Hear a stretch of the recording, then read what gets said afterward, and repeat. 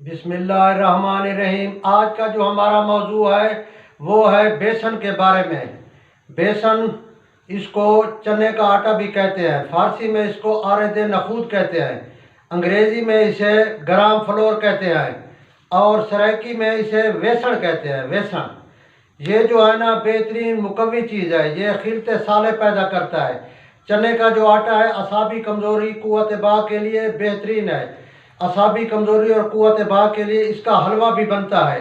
इसके अंदर जो है ना फाइबर होता है और ये ग़िज़ाई अज़ा से भरपूर है। सेहत के मुतल्लिक इसके बहुत सारे फ़वाइद हैं। ये ज़ूद हज़म है, ये गैस पैदा नहीं करता, कब्ज़ कुशा है चूँकि इसके अंदर फाइबर कसीर मिकदार में मौजूद है। वज़न कम करने और दियाबेटिस के लिए, शुगर के लिए ये बेहतरीन चीज़ है। निचली सतह की दियाबेटिस शुगर बेसन के इस्तेमाल से बग़ैर दवाइयों के कंट्रोल में रहती है। बेसन में हल पजीर फाइबर होता है जो कोलेस्ट्रॉल की सतह को कंट्रोल में रखता है। यह दिल को सही काम करने और खून की गर्दिश को दुरुस्त रखने में मदद देता है जो आपके दिल को सेहतमंद रखता है। वज़न कम करने के लिए बेसन में कुदरती तौर पर अल्लाह पाक ने एक केमिकल बनाया है, एक केमिकल दिया है जो फालतू चर्बी और कैलोरीज को जलाता है, फालतू चर्बी और कैलोरीज को ख़त्म करता है। ये एलर्जिक मसाइल के लिए भी बहुत ज़बरदस्त है। बेसन, अगर आपको गंदम के आटे से या चावल से या किसी और ग़िज़ा से एलर्जी है तो आप जो है ना बेसन की रोटी खाएं। ये बेहतरीन जो है ना इन तमाम एलर्जिक ग़िज़ाओं का नेमुल बदल है। आप बेसन लें और ये चेहरे के लिए भी ज़बरदस्त है, चेहरे की खूबसूरती के लिए, जिल्द के लिए ये घरेलू इलाज है। पुराने ज़माने में कहते थे जो खरबूजे ज़्यादा खाता है या जो चने खाता है उसकी शक्ल खूबसूरत होती है। आज भी ऐसे ही है।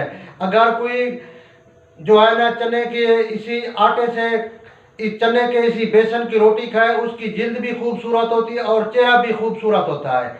और चेहरे को खूबसूरत करने के लिए आप बेसन 1 चम्मच, हल्दी 1/4 चम्मच, चौथाई चम्मच, दूध 1/2 कप यानी आधा कप दूध, इसके अंदर आप जो है ना पेस्ट बना लें। फिर ये आप चेहरे के ऊपर भी लगाएं और गर्दन के ऊपर भी लगाएं। आधे घंटे के बाद ठंडे पानी से इसको धो लें। बाद में कोई मॉइस्चराइज़र लगा लें तो आप देखेंगे आपकी जिल्द ऐसी होगी जैसे आप नौजवान हो गए हो, जवान नजर आएगी। इसलिए मेरे भाई, अगर किसी आदमी की कोई देखता चुस्ती फुर्ती ताकत, वो कहता मेरे ख्याल में आप घोड़े की ग़िज़ा छोले खा रहे हैं। मेरे भाई यही छोलों का आटा तो है ना बेसन। पकोड़े तो बनते ही बेसन के अंदर है। इसके अलावा आप इसको गोश्त के अंदर, सब्जी के अंदर भी इस्तेमाल कर सकते हैं। गोश्त और सब्जी में इस्तेमाल करने का इसका क्या तरीकाकार है? 2-3 चम्मच आप बेसन ले लें, इसको घी के अंदर या किसी ऑयल के अंदर थोड़ा भून लें 2-3 मिनट के लिए सिर्फ। बाद में आप जो भी सब्जी बना रहे हैं उसके अंदर मिला दें या गोश्त के अंदर मिला दें। आप हैरान हो जाएंगे, उसका टेस्ट भी देखेंगे और सालन भी गाढ़ा हो जाएगा। इसी तरह शामी कबाब हैं, चप्पल कबाब हैं, कोफ्ते हैं, कीमा है, उसके अंदर भी ये आप भुना हुआ बेसन का आटा मिला सकते हैं। बेसन के इस्तेमाल से जो है ना ये बदन को, बेसन की रोटी जो है ना बदन को गलीज और रद्दी मवाद जो खून के अंदर पैदा होता है उससे पाक करता है। ये कसीरुल ग़िज़ा है, इसके इस्तेमाल से पेशाब खुल कर आता है। आप बेसन की रोटी या बेसन कुछ दिन इस्तेमाल करें, आप देखेंगे कि आपको जो है ना पेशाब भी खुलकर आएगा, पेशाब की जितनी तकालीफ होगी दूर होगी और जिस्म के अंदर भी चुस्ती आ जाएगी। इस तरह बेसन के पकोड़े तो वैसे ही बनते हैं। बेसन का पराठा भी ज़बरदस्त है। उस पराठे के अंदर जो है ना आप प्याज डालें, लहसुन डालें, उसके अंदर आप सब्ज़ धनिया डालें, सब्ज़ पुदीना डालें, मेथी डालें, सब्ज़ मिर्च डालें, शिमला मिर्च डालें।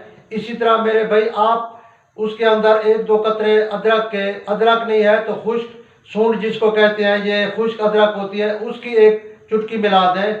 आप देखेंगे ये बहुत ज़बरदस्त जो है ना किस्म का पराठा बनता है। ये ज़ूद हज़म भी है, मुकव्वी भी है और पेट की गैस को भी खारिज करता है और इससे जो है ना भूख भी लगती है। अभी पराठा हज़म नहीं होगा, आपने खाया होगा, चंद घंटों के बाद फिर भूख लग जाएगी। जिनको भूख नहीं लगती उनको चाहिए वो बेसन का पराठा इस्तेमाल करें।